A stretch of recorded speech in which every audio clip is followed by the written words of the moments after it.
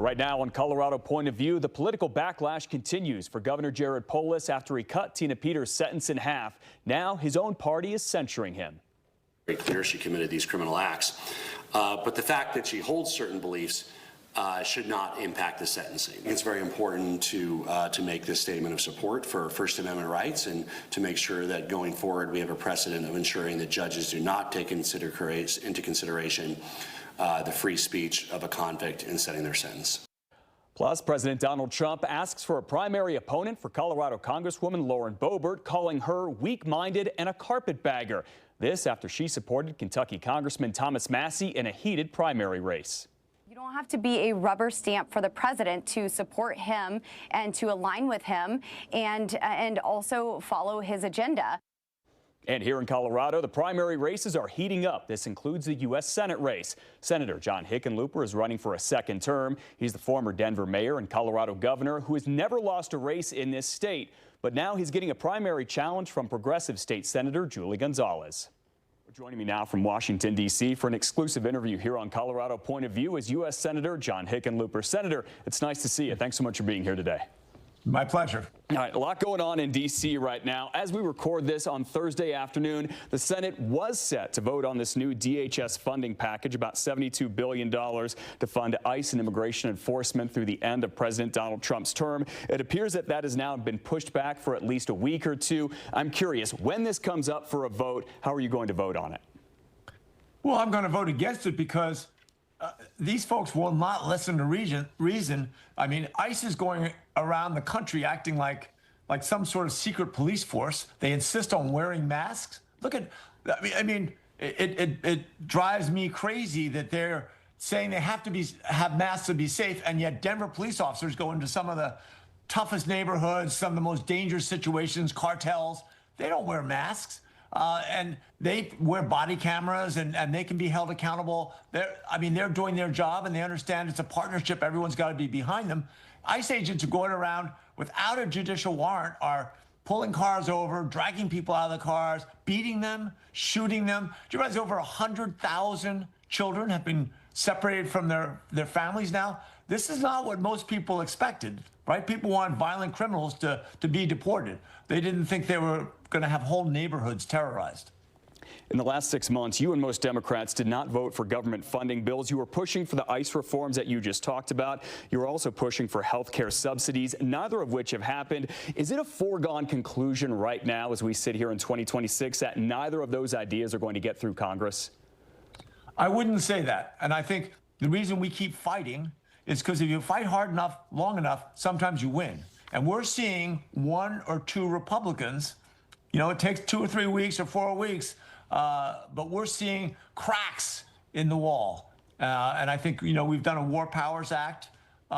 We put that on the floor for the last 9 weeks or 10 weeks that we're in session. And we passed it. Now, there's a long way to go before that becomes law and really forces the president to stop this immoral and this war of choice. I mean, this was his decision to do this almost as, they clearly didn't have a clear plan or an exit ramp. So it's somewhat of a whim. And, I think Republicans are beginning to see this is not a good place to be with, midterm elections on the horizon. Do you believe that the war in Iran, that the military action part of it is done right now, or do you think that the U.S. will take more military strikes there? It's hard to predict. I mean, we can get to the prediction markets in a second. But if people don't have inside information, there's no way anybody could predict anything from this administration. Now, obviously, people have been predicting things in the White House, and suddenly those things happen allegedly from White House information. Again, I'm not on the inside there. I can tell you that I don't see how we're going to come out of this war better than we went in. I don't see how we're going to do anything different than, at best case, we would have the JPCOA or the JCPOA that Obama put together, which was that agreement that would allow Iran, we could go and inspect. They would guarantee they would never work towards nuclear weapons. The UN could inspect it anytime on a moment's notice. Now, we'd be glad if we could get to that. And they've already now locked up and demonstrated that they can hold the entire Middle East, the entire world hostage by stopping the Straits of Hormuz. When the Straits of Hormuz are closed, I mean, the price of gasoline, the price of oil, the price of energy just continues to go up and up and up. It's a key factor of inflation. I mean, this war, and this is going to go down. It's hard to look back. It's hard to go forward and say, all right, what's this going to look like in 50 years from now? They're going to talk about this war as being a major point in this country where we demonstrated that we were a bully and we didn't think things through. We didn't figure out exactly what is the exit strategy. What are we going to get out of this? What are our points of negotiation? We've got to, I mean, to be blunt, we've got a couple of real estate brokers that are negotiating the peace. They don't have the diplomatic training that usually is necessary to resolve wars. This is a real war. And despite what they call it, it is a real war. And we need professionals doing the negotiations. Right. On the other side of that argument, President Donald Trump, Secretary of War, the Pentagon, Pete Hegseth, say the goal of this war is to make sure that Iran never gets a nuclear weapon and to make sure that America and its allies in the Middle East are safe. If that happens, would that be considered a win at the very least? No, I mean, we could have gotten there. That's always been the case, right? We've always said we never want them to have nuclear weapons of any kind. There's no way that we can ever guarantee that they're not going to rebuild what they had. It's a big country, right? And they've got a lot of oil and energy, natural gas. So they have resources to redo things, beating the living daylights, eliminating a whole leadership level of their country's government is just going to create a level of hatred. You put that up against all the money that we've spent doing this and I mean, look at they're saying it's going to take $200 billion to build back what we've exhausted in terms of munitions and weapons. On top of that, the rise in gasoline, you look at how many $1 billion that's costing, not just the American people, but the world. And where's that money going? That's going to the lucky shareholders of giant oil companies and the princes of the Arab Emirates and Saudi Arabia and the Middle East. So we're seeing this huge transfer of wealth going from working people in Colorado and around the world to the elite people that control the energy markets globally. It's a no-win situation the way it stands now. And I think, again, I'm rooting for our country, right? We've got to do everything we can to stop this and find whatever is the best outcome we can possibly get. I'm behind that. Out of your campaign, Senator, you've been in the Senate for one term now. You're running for another 6 years. Why do you want to stay in D.C. and in the Senate? Well, I spent my life, most of my life I was an entrepreneur. And I helped build a bunch of businesses in lower downtown. The Wine Coop was kind of an anchor there. And I ran for mayor because I thought you could take an entrepreneurial solution, or an entrepreneurial attitude towards the solution of the challenges that we face. And that's what I did. I was a mayor. We got big things done when I was mayor. We were able to, rejuvenate the entire economy, grow our economy as a city, get the whole region to work together. That allowed me to become the first Denver mayor in 120 years to get elected governor. And we did 64 counties to create a universal economic development plan that the entire state invested in. My last 3 years, we were the #1 economy in the country, according to U.S. News and World Report. And at the same time we were doing that, we were, covering an additional 500,000 Coloradans and, creating the first methane fee that's the most harmful gas to climate change.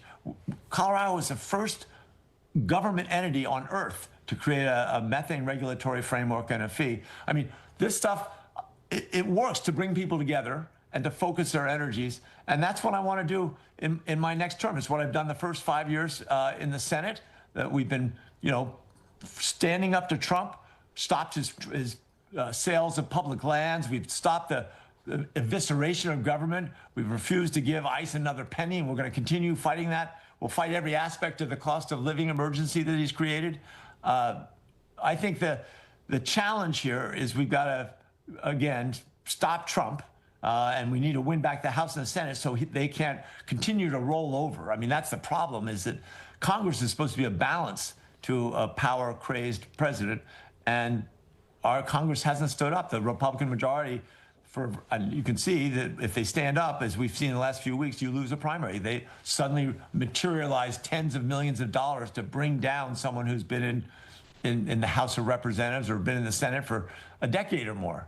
But that's the goal, is we've got to win back the House and the Senate, and then, you know, stop Trump for the last 2 years of his term, and then we have to rebuild all this stuff that he's torn apart, right? We've got to rebuild our health care plan. Right? When he took away the health care subsidies, we knew we were going to lose at least 1 million. It looks like now we'll lose 4 million this year of people that will lose coverage. When you look at the cuts to Medicaid and how that's going to affect Colorado and our overall coverage, you know, we worked hard when I was governor to get an additional 500,000 people covered. That's going to get all washed away by these crazy cuts, you know, gigantic cuts to health care, to Medicaid and Medicare and coverage, just to give tax breaks to, you know, the largest corporations, the wealthiest, the major recipients are the wealthiest people in America. It's very frustrating, and we're going to have to rebuild it, but rebuild it better than it was before. Quickly, before we go today, Senator, in the last year and a half, you voted to confirm 10 of President Donald Trump's cabinet nominees, the second most of any Democrat in the Senate. Now, some in your own party, including your primary challenger, State Senator Julie Gonzalez, are criticizing that. If you could go back in time, would you still vote for all 10? If you're going to have a leader succeed, they've got to have people that stand up to them. Not one of Donald Trump's nominees has ever stood back to him and said, don't do this or don't do that, right? They kowtow. They are, to a person, a yes man, a yes woman. Whatever he wants, he does. I wouldn't vote for a single one if I had to do over again. Not a single one of his nominees. Do you support the censure from the state Democratic Party for Governor Jared Polis as he cut the sentence in half for Tina Peters? Well, I think, you know, Tina Peters was, I've said this, guilty as sin, and she was messing with our election system. We have the national model of what good elections should be. The vote by mail is accurate. It's lower cost. It's much higher turnout. And she messed with that. She was, you know, prosecuted by a Republican prosecutor and found guilty by a jury of her peers in a conservative county of Colorado. You know, she got what she's had coming to her. Governor Polis, for decisions I don't understand, thought that should be less. I support, you know, I certainly have no problem with the state party rebuking him in some way. Well, my thanks to U.S. Senator John Hickenlooper, and we'll be right back here on Colorado Point of View.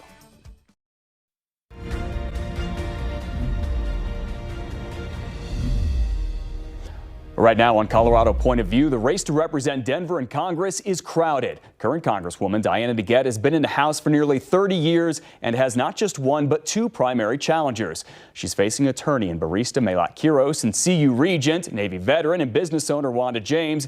Quiros was in studio with me a few weeks ago, and joining me now for an interview here on Colorado Point of View is Wanda James. Wanda, thanks for being here. I appreciate it. Thanks for having me. Why do you want to go to Congress? So look, America is on fire right now, and there are so many things that are going wrong for working families, for veterans, for small business owners, for students, for universities, for DEI. And it's time for a different kind of leadership. It's time for folks who aren't afraid to roll up their sleeves and get into the fight and bring a stronger leadership, a much more forceful urgency, and a push to be able to serve the people and not just be quietly behind the scenes. Are you saying that current Congresswoman Diana Degette is quietly behind the scenes? I'm saying that she's almost non-existent in her leadership. Okay, so if you were there and you were a leader, or you're just in Congress, especially as a first-year congressperson, what would you do? What would you try to do to make a difference? So for me, the urgency would be different, right? So the urgency would be there. I would be definitively fighting for veterans when they come home, for small business owners to be able to thrive, and most importantly, to be able to bring affordability in healthcare to the forefront. There is no reason why we in Congress are not fighting to make sure that the average American is thriving. And that's what we're lacking from the Democratic Party right now and our Democratic leaders. And I think that this is why people are so upset with the party. I think the last time I saw a poll, I believe Congress was polling in the low teens at this point, because they're not seeing us fight for what's right for them and fight with them. And just real quick, I want to say, when I see Congressman Joe Neguse, he's questioning things. He was talking the other day on TV about the fact that they spent $13 million on painting the pool without an RFP process. These are the kind of things that we should not be wasting money on when people are having problems meeting ends meet and can't fill up their gas tanks. Well, you made a lot of headlines this week. You're University of Colorado regent, and in an unprecedented move, you are suing almost every other regent that is on the board because they censured you last year. The short Cliff Notes version of this is the School of Public Health launched what it calls the T on THC campaign within the last few years. You called out some images in it saying they are racist tropes. CU quickly removed them. CU says you broke your financial obligation to the university because you pushed for the campaign's funding to be redirected. You say your First Amendment rights were violated right here. The case is going to play out in federal court. I'm curious about the timing of the lawsuit. It's been about 10 months now since the censure vote happened, 7-1 from the regents. Why file it right now as you're running for Congress? So running for Congress and the filing of the lawsuit have nothing to do with each other. So this last 10 months, I have been trying my hardest to get the regents to come to their senses because A, what they're saying I did not happen. The governor actually sent them a letter saying that I did not pull for or push to pull any money from the university. That money was pulled 4 months before I even saw the pictures. So we have been fighting this now for 10 months. I am now the longest censured regent. The only other regent that was censured and sanctioned was Glenn Gallegos for verbally abusing staff members. So it is obscene and ridiculous that I have now gone 10 months. So I had no intention on suing the university. We thought that this would be done a week, a month after the initial censure and sanction, but here we are 10 months later, and I need to get back to doing the job that the people elected me to do. Let's talk quickly about the war in Iran. You're a Navy veteran. You were an officer there for a number of years. You were basically a sub-hunter. Do you support any part of this war in Iran? Not at all. Why not? Not at all. Not at all. The war is unjust. And war is the very last thing that we should be doing. War means that all diplomacy has ended. It means that our people are in harm's way. It means that our allies are in harm's way. And none of that has been demonstrated to be able to send not one, not two, but 3 battle groups over to the Middle East, endangering our military men and women. Anytime you have ships movement, that's a dangerous situation that's happening.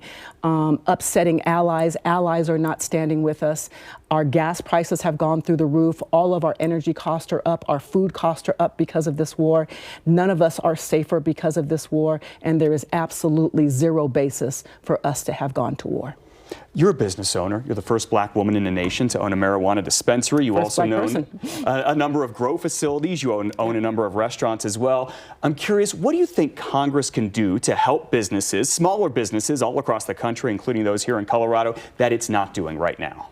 Man, so that's a really easy answer for me. The first thing that we should be doing is making sure that we have Medicare for all. Small business owners want to be able to compete with the larger organizations and the larger companies to be able to give our employees the absolute best that we can afford for them. And healthcare costs drive up costs not just for the business owner, but for the employees. The other thing that we need to make sure that we're happening is bring back the idea that the SBA is fully funded and people should be able to get access to low interest loans to be able to grow their businesses. We should be able to take back the idea of not having so many regulations and rules in place that delay the opening of businesses. Sometimes, especially for a cannabis business, it might take you a year, maybe longer, to be able to open up your business. That depletes all of the money that you were going to use for marketing for your employees to be able to move forward. You talk about Medicare for all. Congresswoman Diana Degette has supported this numerous times in the past. A number of other Democrats have as well. I'm curious, how do you plan to get this passed through the Senate? You need 60 votes. People have brought it up. It's never really happened. It doesn't seem that Republicans have much of an appetite for it. So it's really interesting to me when people talk about how long someone has been in office and they're not able to get things done. To me, that just means that they are not building the right coalitions, that they are not out there talking to their peers to be able to make this happen, that they're not inviting senators from other states and other places to come talk to the people here in Colorado and the people that this is affecting, because this isn't just a Democratic issue. This is a human issue. We should be able to get this done. And that is one of the things that I would absolutely be fighting for to make happen, and be able to bring real world solutions and experience and actual people to the table to be able to say, here's who we're hurting. This is what we're hurting. And I think that we can get it done. Quickly before we go today, do you support the censure from the state Democratic Party of Governor Jared Polis for cutting the sentence for Tina Peters? I do not believe that the governor should have cut that sentence. I think he overstepped where he should be, where he should have been as a governor, as a Democrat, and just we should not have removed her sentence at all. As far as the censure is concerned, I think the censure is an interesting place that we are. I know what that feels like. I think it's showing that the Democratic Party is definitely not happy with our current leadership and the way that that leadership is handling itself. And I never believe that we should do anything that allows the Trump administration to feel like they have a hand up on where we are. Yes or no? Should Colorado redistrict? Yes, 100%. Yes, absolutely. CU Regent Wanda James, who is running for Congress in a primary against Malat Quiros and Diana Degette. Wanda, thanks so much for being here. I appreciate your time today. Thank you for having me. I appreciate it. We'll be right back.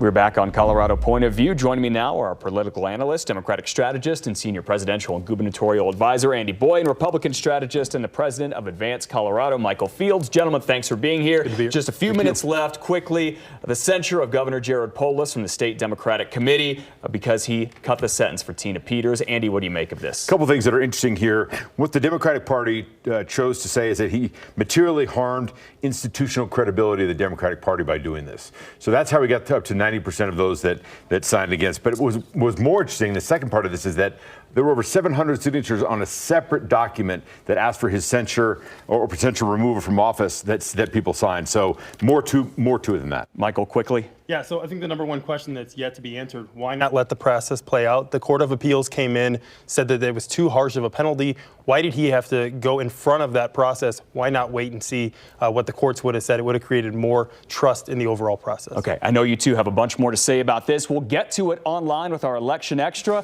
and we thank you so much for joining us on TV for Colorado Point of View. I'm Matt Mauro. We'll see you next week.